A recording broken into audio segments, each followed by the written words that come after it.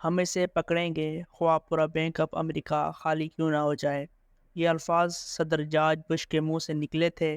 سی آئی اے کو 2005 میں اطلاع ملی اسامہ بن لادن حیات ہے اور یہ افغانستان اور پاکستان کے سرحد پر کسی گاؤں یا شہر میں روپوش ہے، اور سی آئی اے کو اسے تلاش کرنے کے لیے صدر کی خصوصی اجازت درکار ہے۔ کیوں؟ کیونکہ آپریشن کے لیے رقم چاہیے تھی، اور یہ رقم صرف صدر فراہم کر سکتا تھا۔ چنانچہ سی آئی اے کا چیف صدر کے پاس چلا گیا۔ صدر بش نے پوچھا، آپریشن کے لیے کتنی رقم درکار ہے؟ چیف نے جواب دیا، ہم سردست کچھ کہہ نہیں سکتے۔ صدر نے پوچھا، اور وقت کتنا چاہیے؟ اس کا جواب پھر وہی تھا، ہم کچھ نہیں کہہ سکتے، سال بھی لگ سکتا ہے اور 2 دہائیاں بھی۔ صدر نے لمبی سانس لی اور کہا، ڈن، تم لادن کو تلاش کرو، ہم اسے پکڑیں گے خواہ پورا بینک آف امریکہ ہی خالی کیوں نہ ہو جائے۔ اور یوں سی آئی اے نے اگلے دن ہی کام شروع کر دیا۔ جارج بش 2009 تک صدر رہا۔ اگلے 4 سال صدر نے آپریشن نہیں رکنے دیا۔ اس پر اربوں ڈالر خرچ ہوئے۔ صدر یہ رقم خصوصی اختیارات کے تحت جاری کرتا رہا۔ جارج بش کے بعد براک حسین اوباما صدر بن گئے۔ جارج بش نے اسامہ بن لادن کی فائل ان کے حوالے کی اور وائٹ ہاؤس سے رخصت ہو گیا۔ صدر اوباما نے بعد ازاں تسلیم کیا، میں نے کئی بار سوچا میں یہ آپریشن بند کر دیتا ہوں، مجھے یہ صحیح لاحصل محسوس ہوتا تھا۔ ہم 2011 کے شروع تک 1 انچ بھی آگے نہیں بڑھ سکتے، لیکن مجھے ہر بار جارج بش کا یقین اور کنونشن روک لیتی تھی۔ بہرحال یہ سلسلہ چلتا رہا، یہاں تک کہ سی آئی اے مارچ 2011 تک اسامہ بن لادن کے ٹھکانے تک بھی پہنچ گئی اور اس نے اس کی وہاں موجودگی کی تصدیق بھی کر لی۔ قصہ مزید مختصر، امریکہ نے 2 مئی 2011 کے درمیان رات ایبٹ آباد میں آپریشن کیا۔ اسامہ بن لادن کو قتل کیا اور اس کی میت افغانستان لے گیا۔ آپریشن کی تکمیل کے بعد صدر اوباما نے جارج ڈبلیو بش کو فون کیا۔ یہ اس وقت ٹیکساس میں اپنے فارم ہاؤس پر تھے۔ صدر اوباما نے انہیں دعوت دی، یہ آپریشن آپ نے اسٹارٹ کیا تھا، لہٰذا آپ واشنگٹن آ جائیں، ہم دونوں مل کر دنیا کو اس صدی کے سب سے بڑی خبر دیتے ہیں۔ جارج بش نے یہ پیشکش سن کر صدر اوباما کا شکریہ ادا کیا اور اس کے بعد کہا، مسٹر پریزیڈنٹ، میں اپنی مدت پوری کر کے گھر آ گیا ہوں اور اپنی ریٹائرمنٹ انجوائے کر رہا ہوں۔ اس وقت آپ امریکہ کے صدر ہیں، آپ جانیں، اسامہ بن لادن جانیں، سی آئی اے جانے اور میڈیا جانے، آپ میری طرف سے معذرت قبول کر لیں۔ جارج بش نے اس کے بعد فون بند کیا۔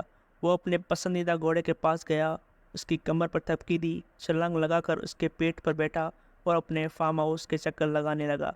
صدر جارج بش کی طرح دنیا بھر کے حکمران اپنی مدت حکمرانی کے بعد پرائیویٹ لائف کو انجوائے کرتے ہیں۔ بل کلنٹن یونیورسٹیوں میں لیکچر دیتا ہے اور گالف کھیلتا ہے، آپ نے اسے کبھی لائف ٹائم میں نہیں دیکھا ہوگا۔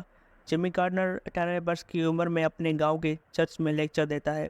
صدر اوباما کتابیں لکھ رہے ہیں اور نیٹ فلکس کے ساتھ مل کر فلمیں، سیریز، ڈاکیومنٹریز اور فیچرز فلمز بنا رہے ہیں۔ برطانیہ میں جان میجر ریٹائرمنٹ کے بعد لارڈز کے اسٹیڈیم میں کرکٹ میچ دیکھا کرتے تھے۔ مارگریٹ تھیچر 11 سال برطانیہ کی وزیر اعظم رہنے کے بعد سارا دن کتابیں پڑھتی تھی اور اپنی بزقوں کو دانہ ڈالتی تھی۔ صدر یاک شراک 12 برس فرانس کے صدر رہا۔ یہ ریٹائرمنٹ کے بعد چھوٹے چھوٹے ٹاؤنز اور دیہات کا سیر کیا کرتا تھا۔ منموہن سنگھ بھارت کا 10 سال وزیر اعظم رہا۔ یہ اس کے بعد گرودواروں کے فرش دھوتا تھا، یاتریوں کے جوتے صاف کرتا تھا اور اپنے پوتے پوتیوں اور نواسے نواسیوں کے ساتھ کھیلتا تھا۔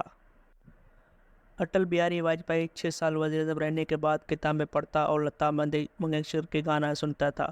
وہ بھجن بھی گاتا تھا اور بوڑھے دوستوں کے ساتھ گپ بھی لگاتا تھا۔ اور جاپان میں اس وقت 18 سابق وزیر اعظم ہیں۔ یہ سائیکل چلاتے ہیں، یونیورسٹیوں میں لیکچر دیتے ہیں، کھیتی باڑی کرتے ہیں اور سوشل ورک میں وقت گزارتے ہیں۔ جبکہ اس کے مقابلے میں پاکستان میں کیا ہوتا ہے؟ ہمارے وزیر اعظم کے پاس صرف 2 آپشن ہوتے ہیں، اقتدار اور جیل۔ آپ اقتدار میں رہیں گے یا پھر سیدھے جیل جائیں گے۔ آپ ایک دن وزیر اعظم ہوتے ہیں اور اگلے دن سی کلاس میں نیچے فرش پر لیٹے ہوتے ہیں، اور آپ اگر خوش قسمت سے جیل سے بچ بھی جائیں تو بھی آپ کو عدالتوں اور مقدمات کی ذلت ضرور دیکھنی پڑتی ہے، اور اس ذلت کے دوران سابق وزیر اعظم یہ فیصلہ کر لیتے ہیں، مجھے اب کچھ بھی کرنا پڑے، میں اقتدار میں واپس آؤں گا اور ان تمام لوگوں کو ناک سے لکیریں نکلواؤں گا جنہوں نے مجھے ذلیل کیا، اور یوں یہ میوزیکل چیئر دوبارہ شروع ہو جاتی ہے۔ آپ کسی دن پاکستان کی تاریخ کا جائزہ لے لیں، آپ حیران رہ جائیں گے۔ مثلاً آپ دیکھیں ذوالفقار علی بھٹو کے ساتھ کیا ہوا تھا۔ وہ ایک وقت میں عالم اسلام کے سب سے بڑے لیڈر تھے۔ انہوں نے لاہور میں ایک اسلامک سمٹ بلا کر مسلم امہ کو اکٹھا کر لیا، لیکن اس کے بعد وہ جیل پہنچے اور ان کا کیریئر پھانسی گھاٹ پر پہنچ کر ختم ہوا۔ جنرل ضیاء الحق طیارے کے حادثے میں مارے گئے، یہ بھی اگر زندہ ہوتے تو ان کے ساتھ بھی بھٹو جیسا سلوک ہوتا۔ جنرل ضیاء الحق کے بعد میاں نواز شریف اور بینظیر بھٹو کے درمیان جیلوں کی میوزیکل چیئر شروع ہو گئے اور یہ دونوں ایک دوسرے کو جیلوں اور عدالتوں میں گھسیٹتے رہے۔ انتقام اور اقتدار کے اس کھیل میں آصف علی زرداری کے 11 سال جیلوں کی نظر ہو گئے، جبکہ بینظیر بھٹو کو جلاوطن کاٹنا پڑ گئی۔ میاں نواز شریف کو بھی دوبارہ جیلیں اور جلاوطنیاں دیکھنی پڑیں۔ میاں شہباز شریف، شاہد خاقان عباسی، حمزہ شہباز اور مریم نواز کے ساتھ بھی کیا کیا نہیں ہوا۔ یہ کس جیل میں خوار نہیں ہوئے۔ عمران خان اقتدار میں آئے تو یہ اسٹیبلشمنٹ کے ڈارلنگ تھے، یہ طاقت کے گھوڑے پر بیٹھ کر سیاستدانوں کے پنکھے اور اے سی بند کراتے رہے، یہ رانا ثناءاللہ جیسے سیاستدانوں پر ہیروئن ڈلواتے رہے، یہ سیاسی مخالفین کو مونچھوں سے پکڑ رہے۔ لیکن آج وہ عمران خان کہاں ہے جو 1.5 سال پہلے تک صدر ڈونلڈ ٹرمپ سے ورلڈ کپ جیت رہے تھے، مہاتمیر محمد اور اردگان کو حکومت کرنے کے طریقے بتا رہے تھے، چین کے صدر کو اسلامی معیشت پر آدھے گھنٹے کے لیکچر دیتے تھے، سعودی ولی عہد کی ڈرائیوری میں ایئرپورٹ آتے اور جاتے تھے، جو آرمی چیف کو ایکسٹینشن دے رہے تھے، صدر عارف علوی کو عارف کہہ کر بلاتے تھے، جو پرویز الہی کو پنجاب کا وزیر اعلیٰ بنا رہے تھے، قومی اسمبلی سے استعفے دے رہے تھے، اسمبلیاں توڑ رہے تھے اور ہزاروں گاڑیوں کے قافلوں میں ہائی کورٹ جا رہے تھے اور ان کے متاثرین ان کو گرفتاری پر فوجی تنصیبات پر حملے کر دیتے تھے۔ چیف جسٹس آف پاکستان انہیں اپنا مہمان بنا رہے تھے اور انہیں مرسڈیز گاڑی میں عدالت میں بلا کر انہیں گڈ ٹو سی یو کہہ رہے تھے، لیکن وہ عمران خان آج کہاں ہے؟ وہ اٹک جیل کے 11 بائی 10 فٹ کے اس سیل میں ہیں جہاں بیڈ ہی نہ اور نہ ہی اے سی، اور انہیں گھر جانے کھانے کی سہولت تک دستیاب نہیں۔ سیل میں گرمی بھی ہے اور حبس بھی، لائٹ بھی بار بار بند ہو جاتی ہے اور 20 بھی پانی بھی نہیں آتا۔ سیل میں اوپن واش روم ہے، شاور بھی نہیں، کھانے میں دال روٹی ملتی ہے اور جاگنگ اور واک کی سہولت بھی نہیں۔ سیل میں دن بھر مکھیاں بنبھناتی رہتی ہیں اور رات کے وقت کیڑے اور کاکروچ رینگنے لگتے ہیں۔ کپتان کے پاس جائے نماز تک بچھانے کی جگہ نہیں، چنانچہ آج اگر چیئرمین کی زندگی کو 4 دسمبر، جنوری 2023، مئی 2022 اور مارچ 2022 4 حصوں میں تقسیم کیا جائے تو اس میں زمین آسمان کا فرق دکھائی دے گا۔